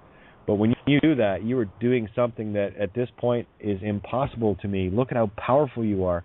And the gratitude I have for that, taking these concepts and sharing them with another, what are we dealing, like a seventh of humanity. That's huge. Yeah. Monstrously huge. Yeah, it'll pick up. Picking up. Patience. Yep. Great big woohoo for clarity. Well done, girlfriend. Nothing like putting a Trojan horse into the system. You have at her, girl. Your heart is the one that rules that whole thing. And just sit back and watch the fireworks, hon. It's beautiful. The world will fall before you. Watch. Oh, I just love watching people step into their power. Oh. And I got to tell you, I'm gonna start. Got to start doing videos, just sitting back and watching people, godify. It's freaking awesome. Too funny. Oh man. Anyway, is she the one that did the Babylon? Who, Clarity? Yeah. Maria was the one that put the Babylon video together and is working on a few others as we speak. That's what you get for being good, Maria. You did an awesome job. By the way, in 3 days, almost 4,000 hits. That puppy's going to go viral real quick. That's huge. Yeah, Kate. I put in Babylon's Fallen. Do I have to put her name in? Because I couldn't get it up to watch the video. I didn't really want to know about your sexual problems, but let me talk about this. Here we go. I'm just having fun. Get the video up. I know, get the video up. You couldn't get it up. I cut short with a lot of my. I don't know how to speak a complete sentence every so often. Okay, I know, man. I just love playing with you. You're fun. Why don't you? Hello. Yeah. Why don't you Google Babylon Has Fallen, Kate of Gaia YouTube video? That might help. Yeah, actually, I've got the link here. Oops, here, just got to pause this before it gets too loud on me here. Yeah, the video itself, I have it here, and it's really easy to find. Just go to YouTube and type in Babylon Is Fallen, and it'll come up. It's a 7-minute, 7-second video. And, for all of you that call in on the phones all the time, I'm getting requests from people that want to be able to converse with you via Skype.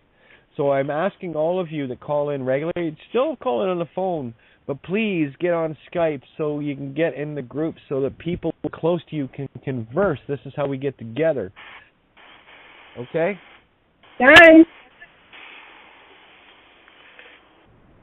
I mean, so many of you have already started doing it, but I've had requests for, where's Richie? Richard was asked for, but Richard got his Skype done. Who else was asked for? Amy, Alvita, and you've got your account now, thank you.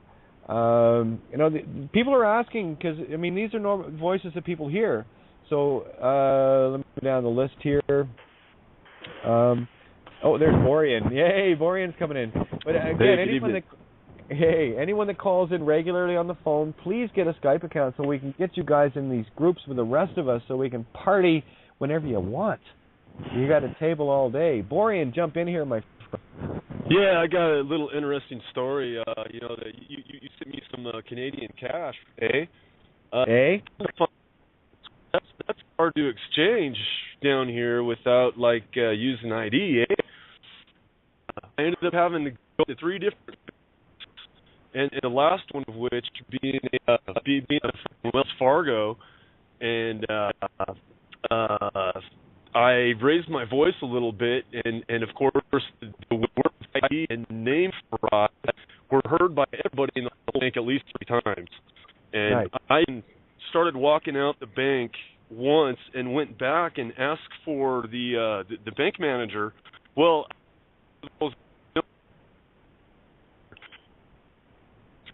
anyways, Boring. I'm still not on my new computer yet because I've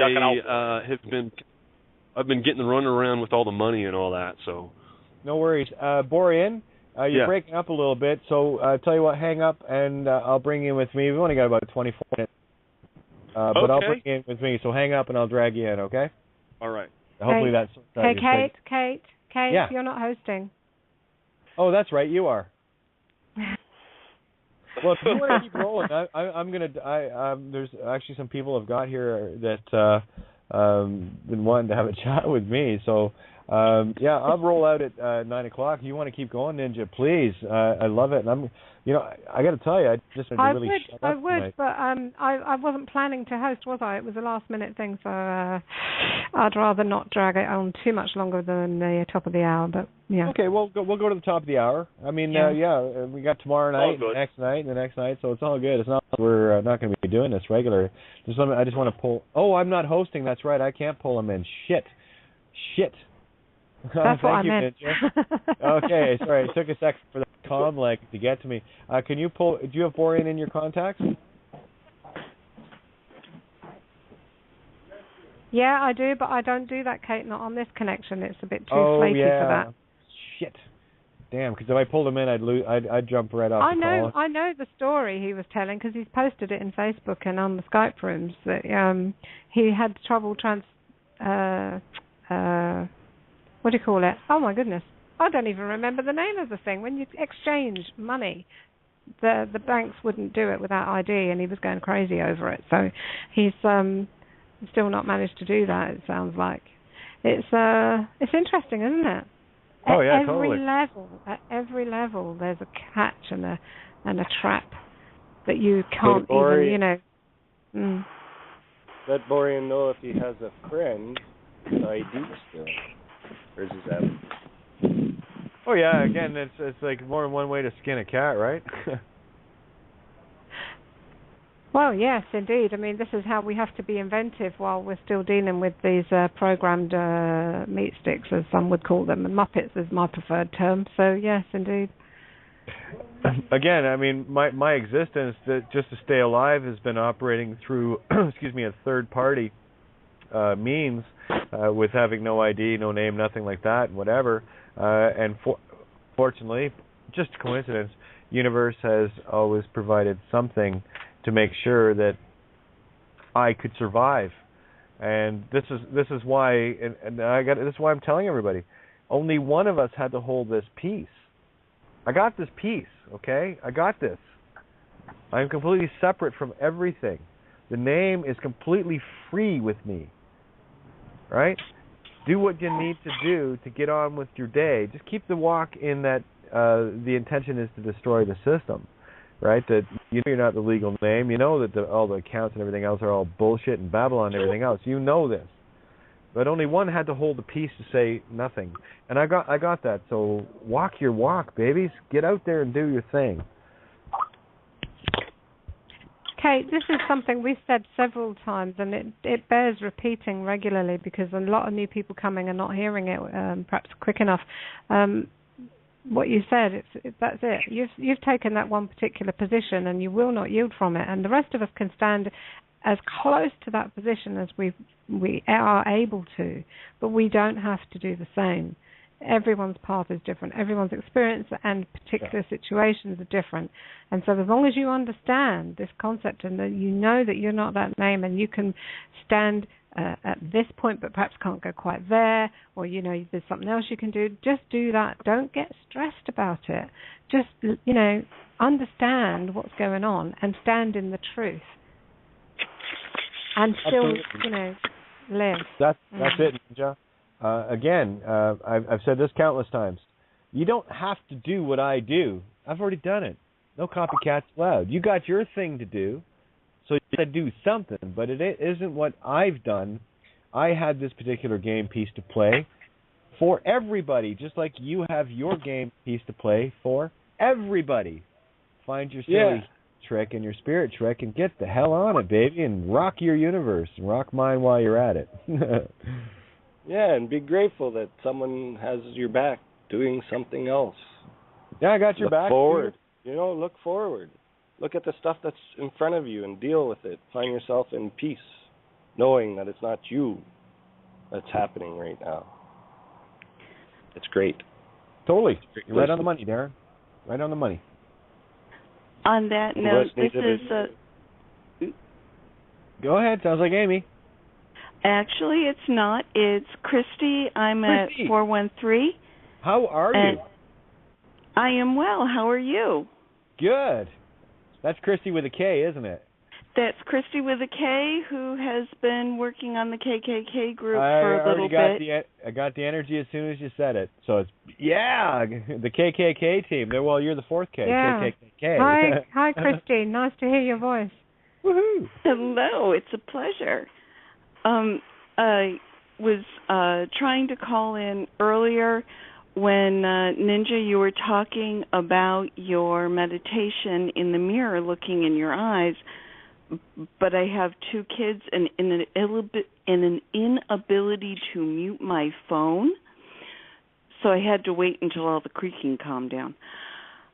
That is one of my favorite meditations too. So I wanted to call in and say, hey, do you do it looking into one eye or into both eyes simultaneously when you do the mirror meditation? I think it's both, but I don't know. I didn't even think about it. Now I'm going to have to think about it, and I'll come back to you another time. I generally do both, then I do left, then I do right, then I do both. I mix it up and wait for. This actually, anytime I ever did or ever do mushrooms, my best friend is the mirror, and I park myself in front of it, and I work through all of the. When you're in that headspace, you know what I'm talking about. Working through the demons, the melting faces, and all the different uglinesses and all the rest of it, and you tell all of this stuff. But great question, Christy.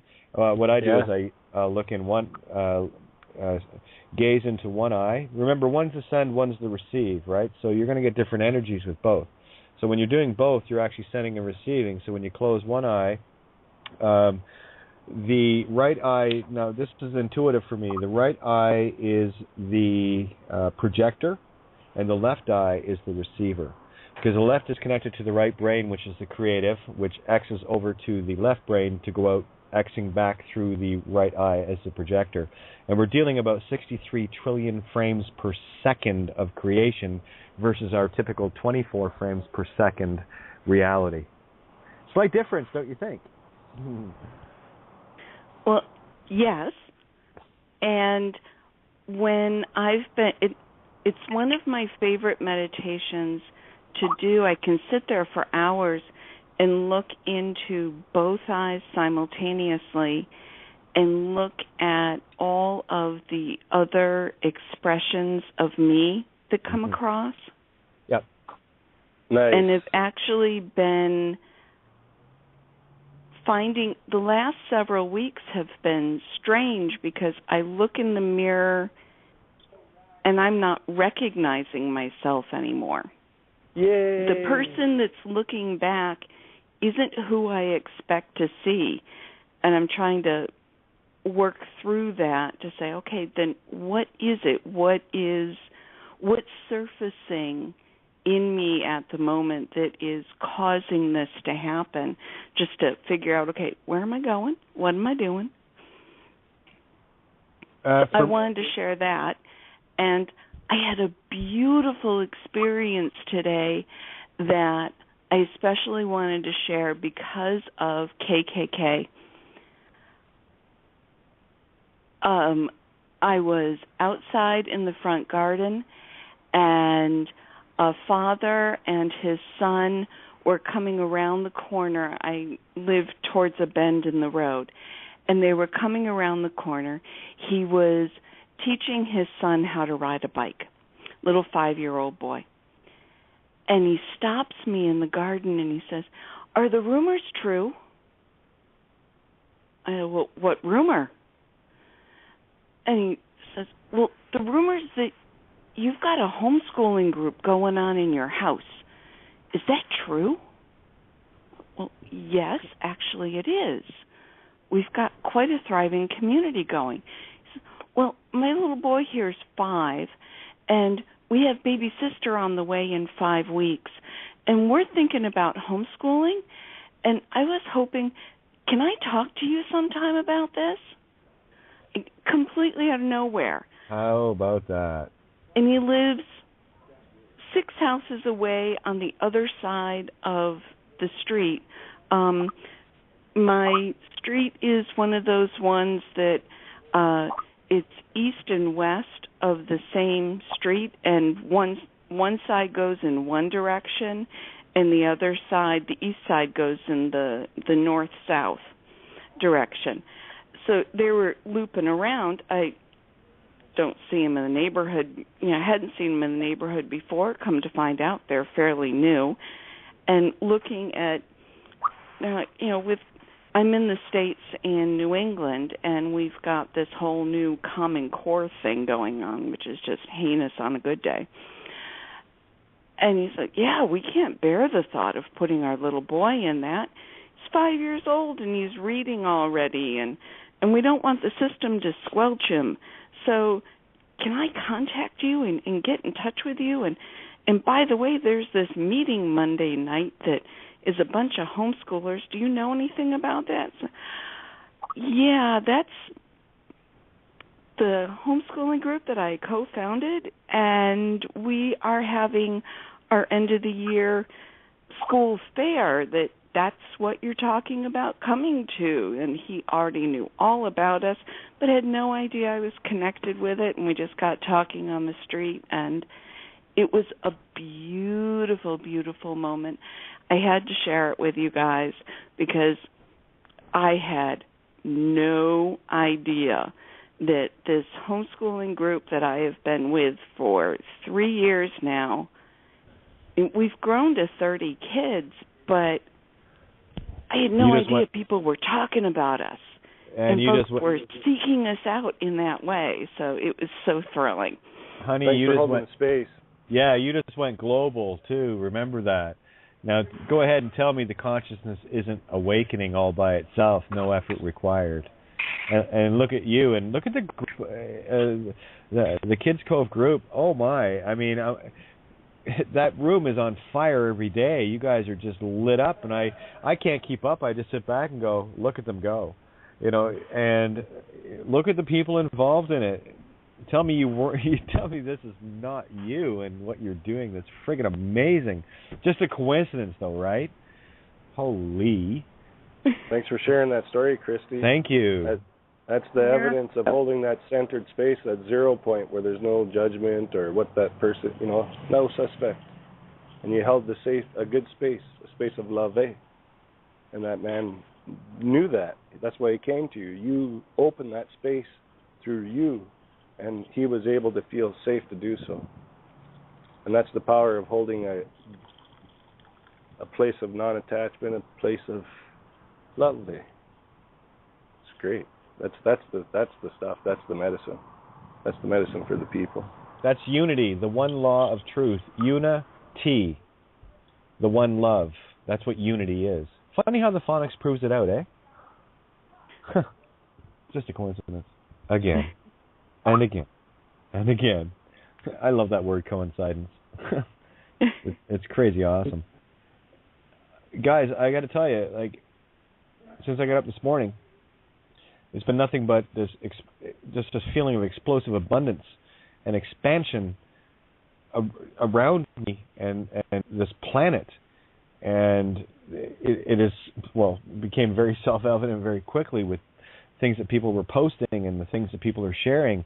And wow, when I see people, either post on Facebook or text me or whatever, and they're sharing what they've accomplished, standing in the one truth of no name, bye-bye, and the empowerment they get from it, and just to watch that, there are no words, guys. I mean, I said it earlier tonight.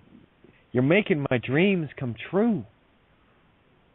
It's all I dream of, watching the empowerment of others as we stand together, finally, completely independent and collective. See, there's no hive consciousness there. Hive consciousness is everyone, we're going to drone and say the same thing and wear the same things and play the same. No. This is this beautiful point of your absolute creational ability that is yours and yours alone, standing completely separate and unified with all other of the same independent, beautiful points of creation, and we're kind of getting together going, this is cool. Oh, I like the way you do that. Check this out. Oh, I like that. And now we get to finally be the objective observers knowing that every point of you is just another point of me that can do that beautiful thing, that thing you do. That's not my job to do. That's yours. And that is where the true singularity of you lies. And it also lies in the singularity of all, because then we can all look at it and all be a part of it as a co-creation going, how cool is that? I mean, seriously, if we could all do the same trick, what a boring universe. Really? Seriously? You know? You're friggin' awesome. Get over it. Now start acting like it. That's awesome. Hey, hi. Lynn! Hi. You two-timer, you. I love it. You showed up on the other show. Oh, it's like bar hopping, radio show hopper. Hey, Lynn. It's really funny because I when they started calling out the numbers, they're going, oh, that's so-and-so. Oh, there's Lynn. Oh, yeah, that's so-and-so. Yeah, I love it. It was awesome. It was awesome. I'm sorry. It's kind of a shock to have them unmute you automatically when I was planning on listening, and Universe had other plans for me. So, all good. All the stuff everybody's saying, I understand much more than I articulate, which is fine. I'm coming right along. However, I can back you up 100% on the stepping out of the system. Yeah, I did it 2008. I haven't dipped back except for in like 2009. I substituted 2 days to the tune of like $114 a day.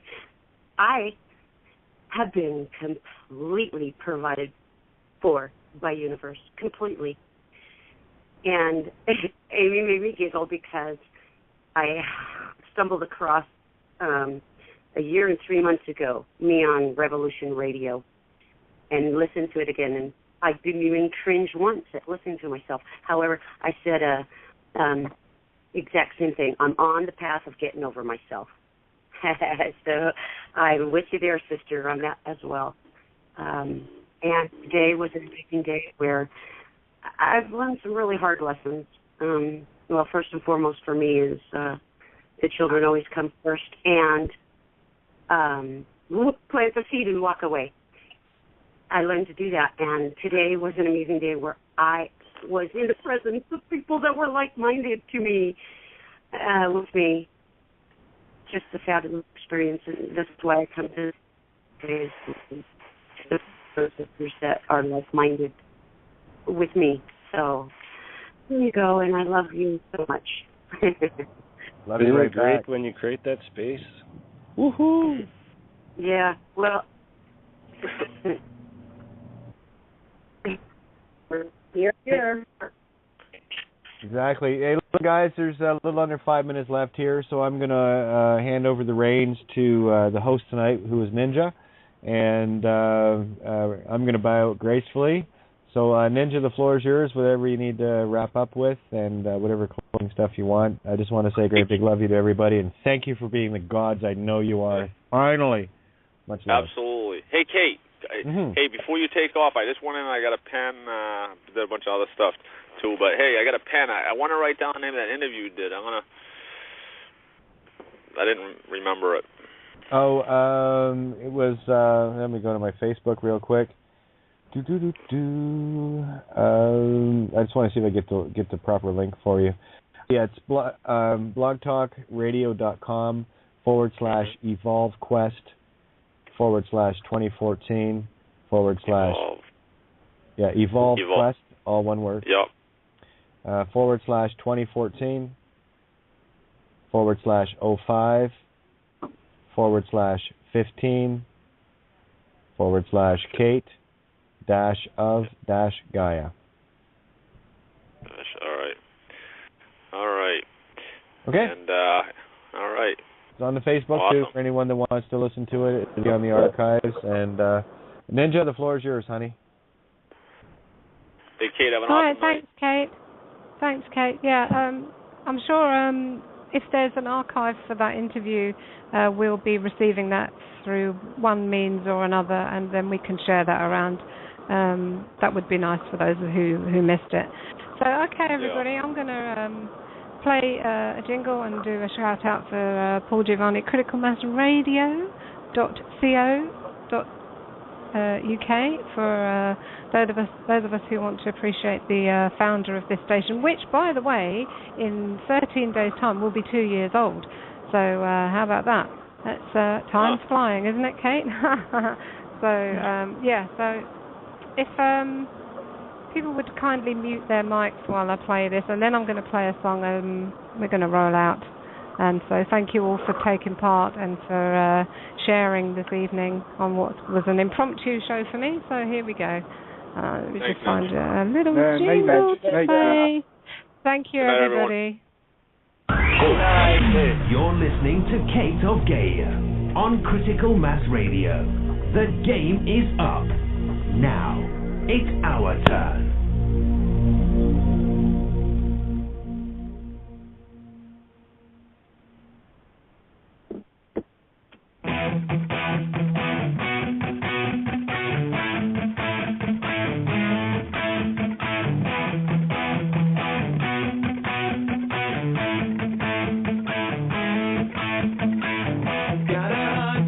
Running through me, don't you know it's been taking its toll?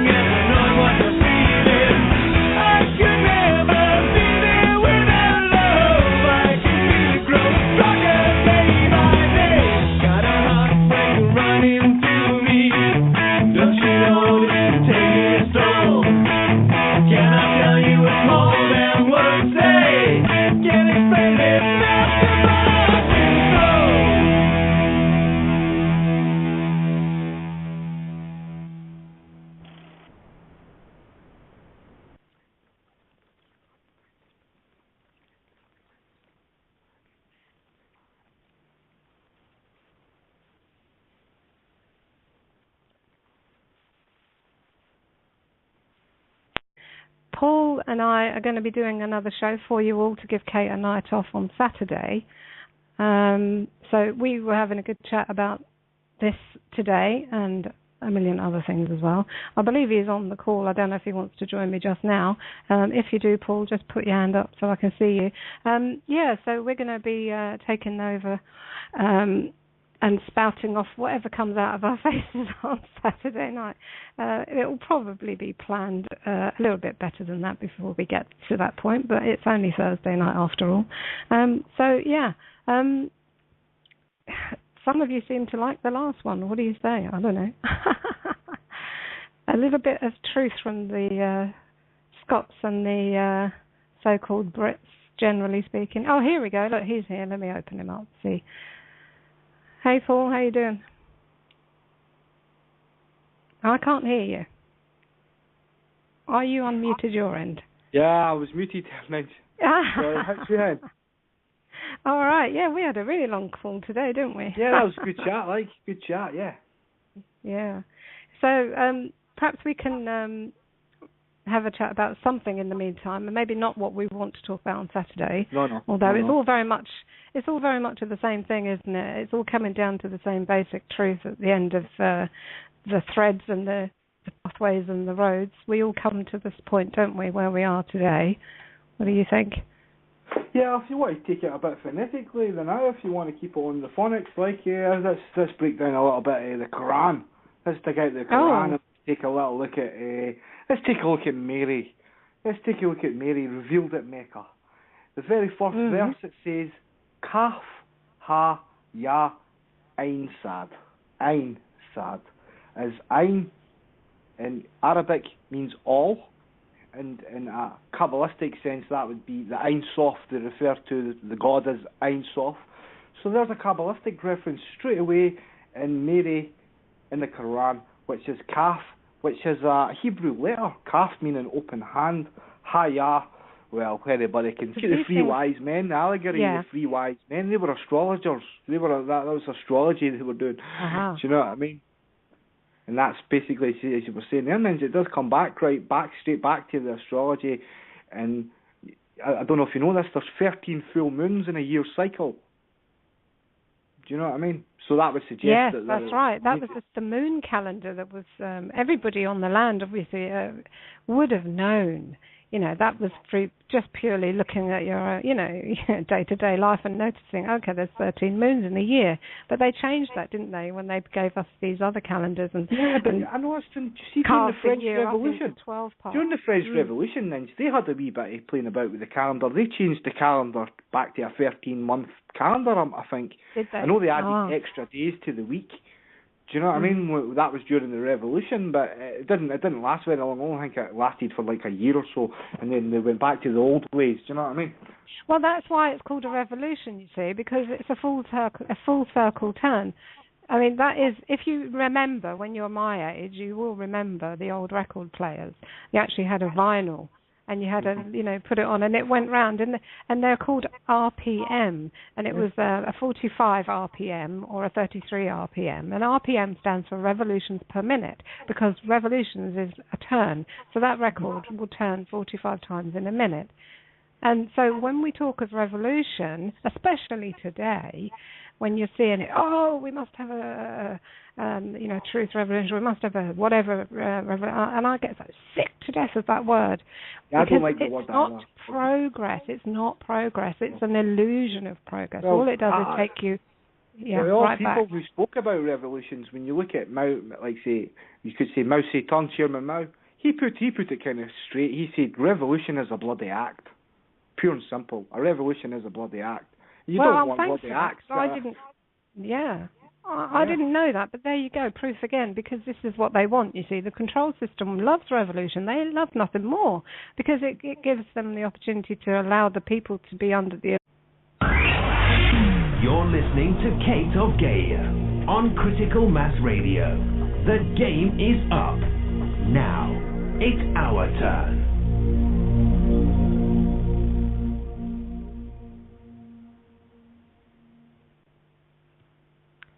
Hello, Hello, good evening, everybody. This is Ninja standing in for Kate, who'll be joining us shortly. I don't know if anybody can hear me. I managed to have my Skype freeze up on me while the intro song was playing, so I actually can't see my Skype window. So I have no idea what's going on, but the board seems to be working, and I can press buttons. So what I'm going to do is play a song and just see if I can sort everything out and wait for Kate at the same time whilst listening to some beautiful music. So here we go. Bayou Lullaby.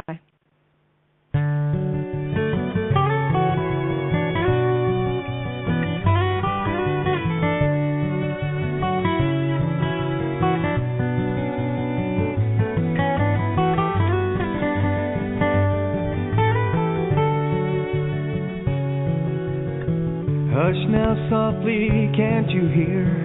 Mockingbird, she must be near. She sings her song, the Bayou Lullaby. Misty morning, lazy sun, broken only by the river run. Mississippi River, take me in your arms. Take me in your arms for just another day.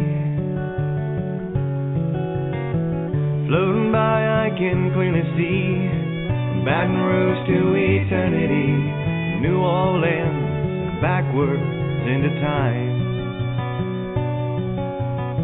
The Delta blues are more than song, broken dreams long lost and gone like a cotton field, laying falling by the wind. But that's the way it is. That's the way it is. Say what Haya wants to mean. And Ein Sad, Ein Sof. You know, Allah, as I said, means that would be the Aleph word for all. You know, there's pure Kabbalistic in the Quran there, you know what I'm saying? And a lot of people need to start realising that their books, their religious books, are basically moral stories, moral compasses, but the real hidden allegory for God, if you want to call it God, or finding the bigger picture, is the esoteric information in the books, which is Kabbalah, and it's all to do with the words and the gematria. And there you are, Mary, which would be the Hebrew word, mem, representing the 13th letter. It would also represent water, because as I said, the three mothers, that would be Aleph, Mem and Shin. So Mary represents mem, as I said, which is the 13th letter in the Hebrew alphabet. As when you look at Mary, she stands on the earth, just like Malkuth, with 12 stars above her head, representing, as I say, the 13th point in the middle. That would be the centre point. That would be 13 points. So there you are. There's Mary, the 13th letter, representing in the Quran as Kaf Ha Ya Ein Sad, the very first verse.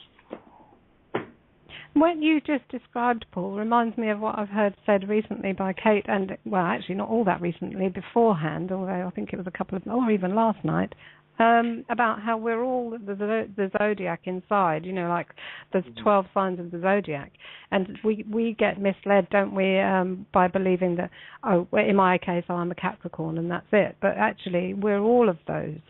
Yeah. And that's just the extra layer, the key on top of the, you know, what is Kate, the game piece, as Kate would call it. Game piece. The extra clue that you come in with is that, okay, this time I came in as a Capricorn, that time I came in as a Taurian or whatever. But actually all 12 signs are relevant to all of us, and we should be, if we're going to study it, and I say if because I don't actually, but if we are going to study that, we need to perhaps apply all the signs to us and see how they give us help along the way. Yeah, well, wouldn't want it any other way. Friendly smiles and I'll say, yeah, it'll be alright, and I don't have to worry none. Friendly word on a passing way makes southern sense when I'm away, and I'm just glad I'm back where I belong. I'm back where I belong.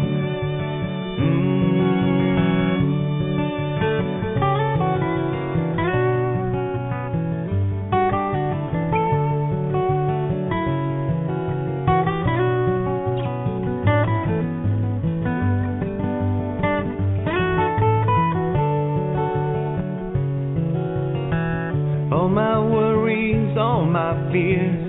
Up and leave me, they just disappear. Like so much nothing, so much for taking time. 'Cause on the water or on the shore, this is home and so much more. Old man river, take me in your arms. Take me in your arms. I'm home sweet home again. Wouldn't want it any other way.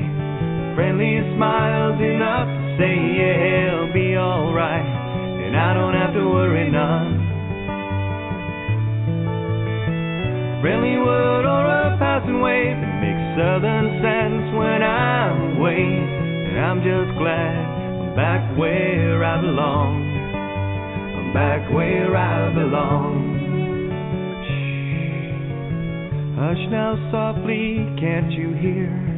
The mockingbird, she must be near. She sings her song, the bio lullaby.